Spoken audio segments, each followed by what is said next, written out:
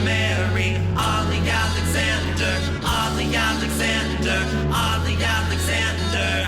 I wanna marry Olly Hello, Alexander. hello. My name is Adam, and you're listening to the Nightwater Podcast, the official audio offshoot of the Nightwater newsletter.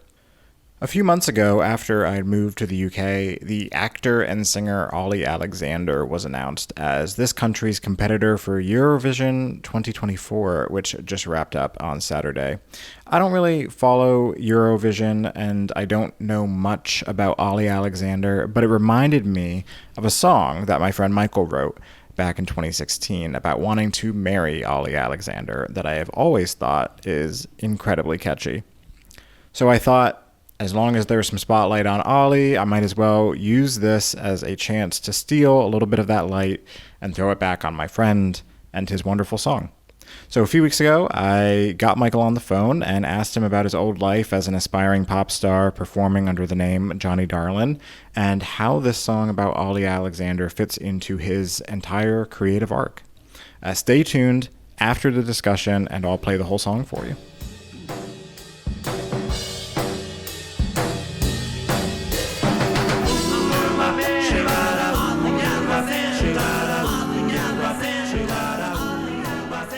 Michael, Adam.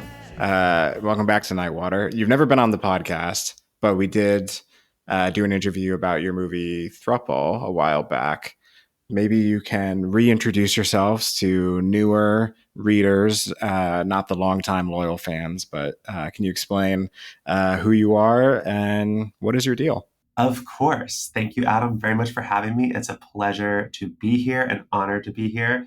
Okay, so my name is Michael Doshier, and I'd say, primarily a screenwriter based in Los Angeles. And as you mentioned, I have a feature film that I wrote and star in called Thruple that we've talked about before. That's currently doing the Queer Film Festival circuit, which is very exciting.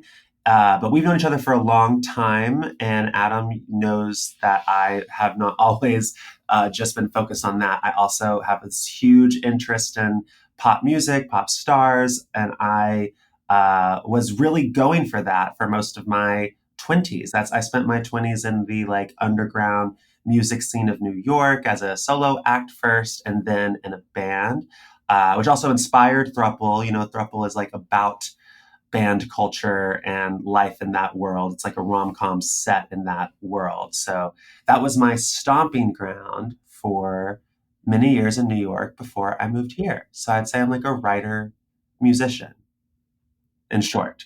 Yeah, in short. In short. So you did music under a pseudonym. Can you tell me a little bit about just what led to that decision, what that project was about, if that was a character for you or kind of just everything that went into how you kind of created that pop persona? Totally. Yes. I remember it so vividly. So I performed as a solo act under the name Johnny Darlin. And I started that project when I was 23.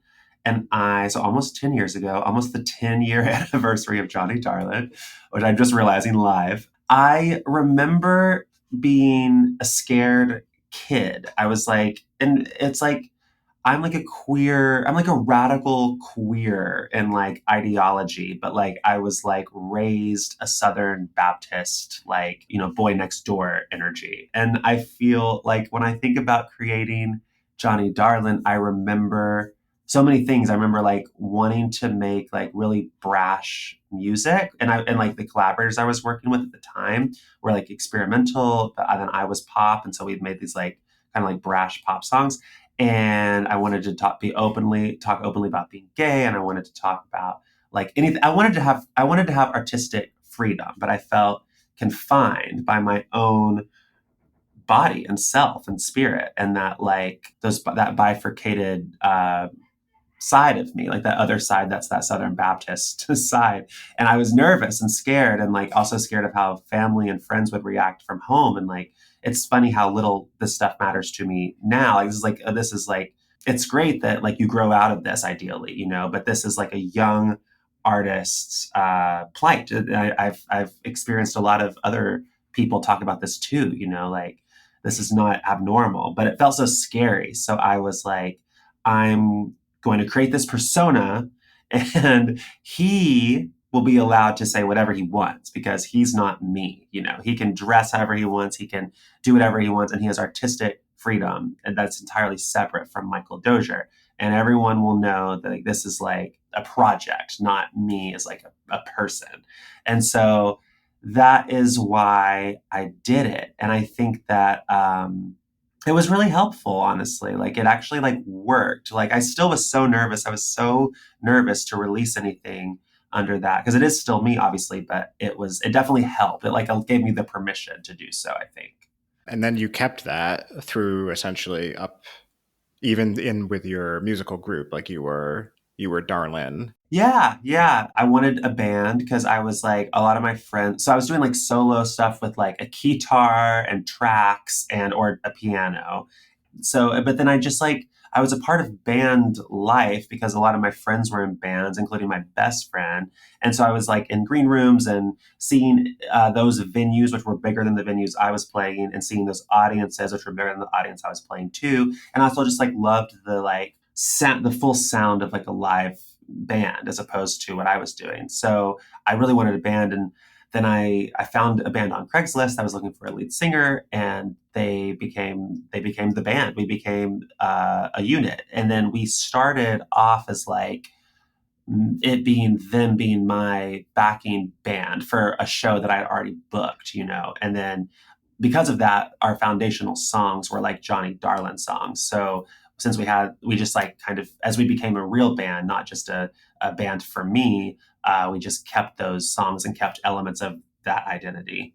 I mean, how did that change?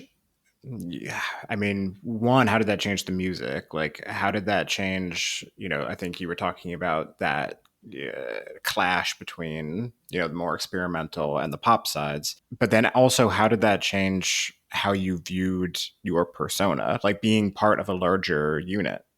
I feel like with the band, it like became more about the music because and it became more collaborative. So it's like when I was doing, because, like the Johnny Darlin stuff began as almost a theater piece because I launched that project with the show in the New York Fringe Festival, which was like kind of this like conceptual meditation on like being queer and like coming out of the closet, and there was like video art, and there was a vague through line, and there was backup dancers, and there was and it was like kind of storytelling mixed with music. But when you're in a band and you're just booking shows with other bands, it's like just about the music, and it's just about the set list and like how the songs meld together and which song will be hype at this point and when is it appropriate to sing the ballad and like all this stuff. So I remember there being a moment where I was like, it was still in that transitional period of like,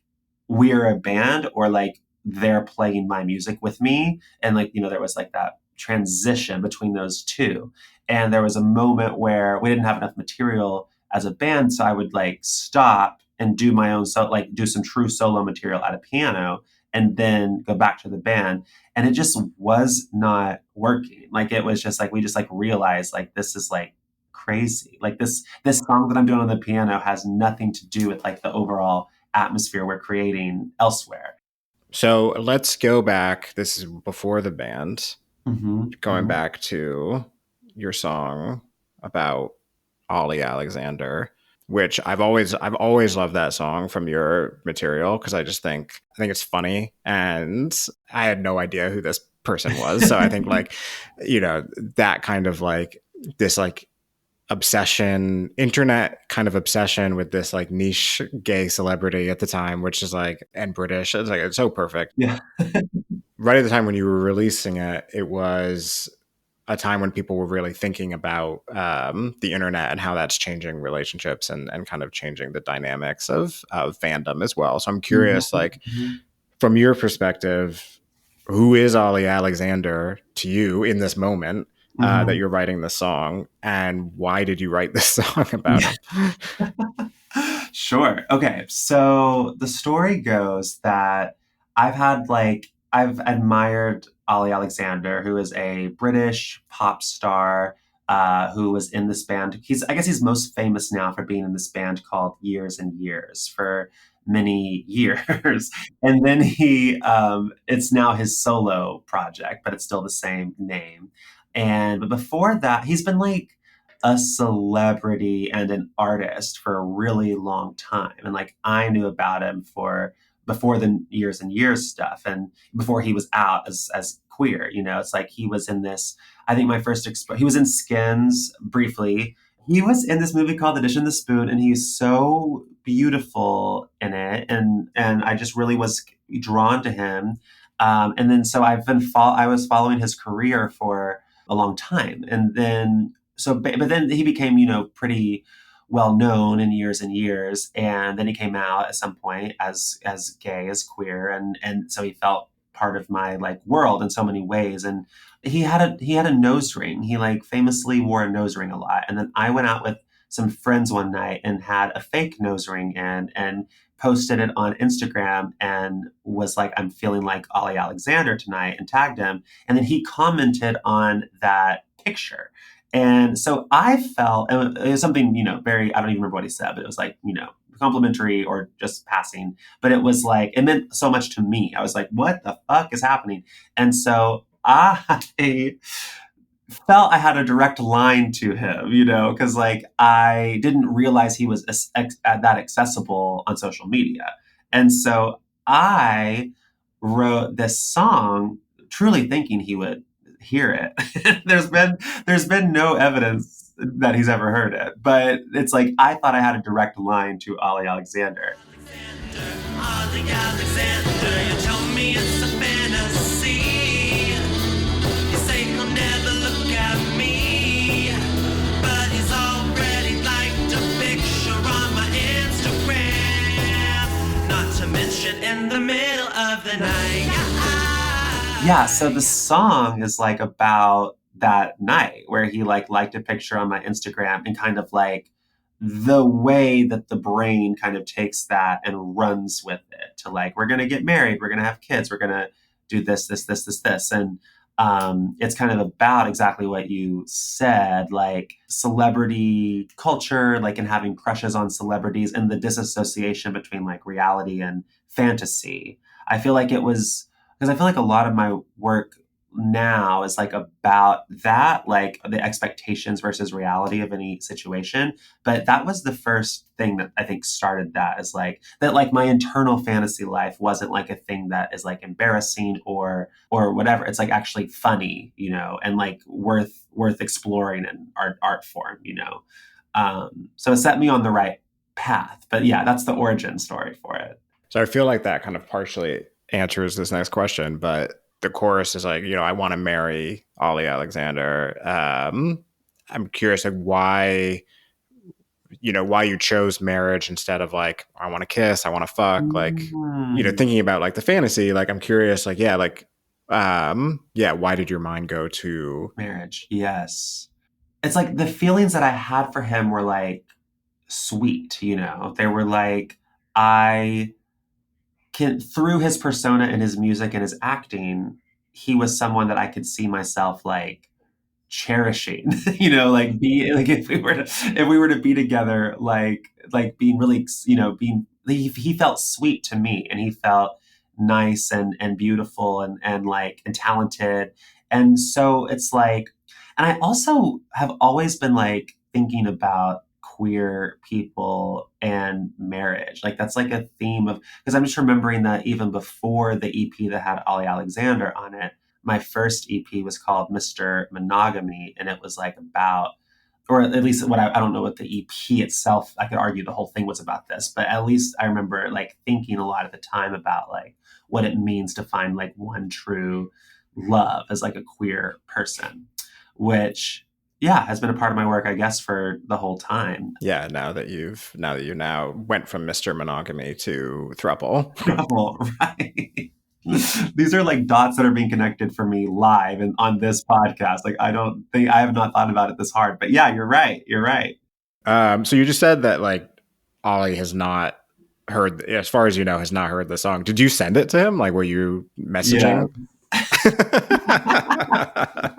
Yeah. I have gone to embarrassing lengths to get this song to him. And so, the song also was like a business lesson in a way, because it was like I was able to get more views and listens on it than anything else I had ever done because of his fan base, because like it found them and they're more easily accessible than he is. And, they spread the word about the song and appreciated it. And like related to it. I remember getting like, messages on Instagram from like Olly Alexander fan accounts being like, this is so cute. It was really adorable, like that relationship. So I really tried to get it. I definitely DM'd it to him. I definitely probably emailed it to his manager. I sent it to all of his fan sites. And by the way, those connections felt very exciting and genuine. Like those people were really cool, and so I'm not laughing at this as something just like that's totally bonkers. Like it actually meant a lot to me. But I also was trying to get to him through them, because I figured he would follow his own fan sites or whatever. But then the most embarrassing example is that I went to see him at New York Pride. Like I went to watch him perform, and I brought I brought it in like a disc or a heart or like a thumb drive with a note, and I tried so hard. And I was there alone, like no one would go with me to do this, and it was expensive, and I didn't even get to do it. Like I tried to follow him backstage. I tried to like be at the exit so that when he left, I would be there. But there was just no getting to Olly Alexander. Thank you for being vulnerable and sharing that, because that is embarrassing and I love it. Right. I will do my small part in trying to get it in front of his PR here. Thank you. Yeah. Like I like know the names of members of his team and stuff because of this. Like I like, like I follow his manager and stuff because of this. So it's like, because I also think the song is like really melodically good, So I also think it like shows songwriting ability. So like in my fantasy, it's also like, do they let me write songs for him or something, But it's it's like, what's scarier to Olly? Like, is it like a random proposal, or like, I want to write for Olly Alexander? That would not be. I could not imagine that song being like compelling, like the songwriter expressing who he wants to write music for. Well, Michael, thank you so much for joining the Nightwater podcast. If people want to find you and learn more about what you're up to these days, what's the best way for them to do that? It's been an honor, Adam. Thank you for having me. And I would say, please follow me on Instagram. It's just my name, Michael Doshier. And if you want to follow the throuple journey, because we are finally on an actual journey since we have premiered and are doing the festival circuit, that is at throuple the movie. So either one, it would be an honor to have you at either Instagram handle.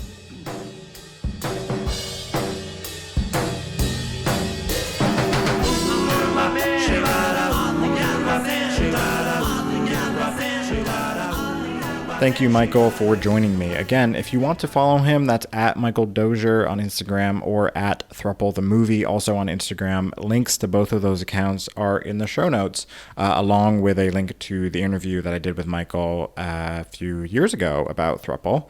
It's been a long time since then, so there's been some updates, but you can learn more about Michael through that. Like I said, I don't really follow Eurovision, but it was hard to miss the tensions and drama last week. Controversy has been building for months since the European Broadcasting Union said that they would not bar Israel from competing. They said that Eurovision should not be political and instead focus on the power of music to unite us. That obviously did not work out for them. Who could have seen that coming? But there was one thing that united audiences around Europe. They did not like Olly Alexander. He did not receive a single audience vote on Saturday. The UK was the only country not to receive a single public audience vote. Poor Olly. I'm going to play the song for you, but real quick, Thanks so much for listening to Nightwater. If you're not already subscribed to the newsletter, head over to www.nightwater.email and sign up.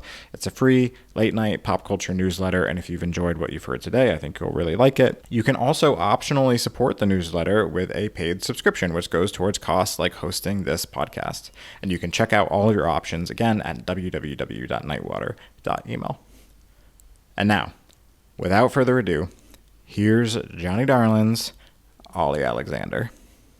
I want to marry Olly Alexander, Olly Alexander, Olly Alexander.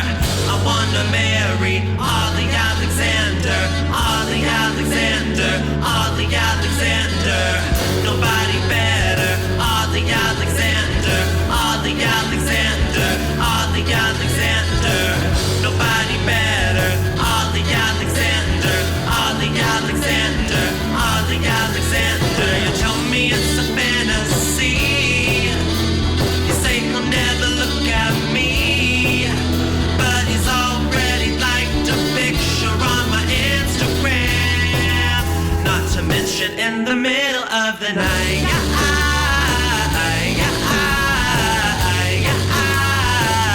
In the middle of the night.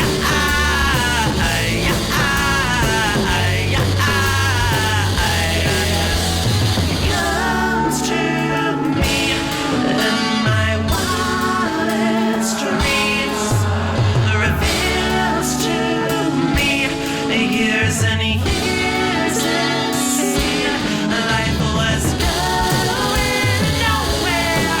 Our history, 'cause the air shifts when we're together. Olly Alexander and me.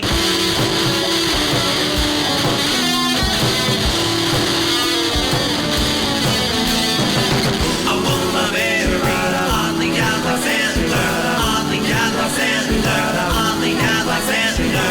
Nobody better, Olly Alexander, Olly Alexander, Olly Alexander. Monogamy's a strange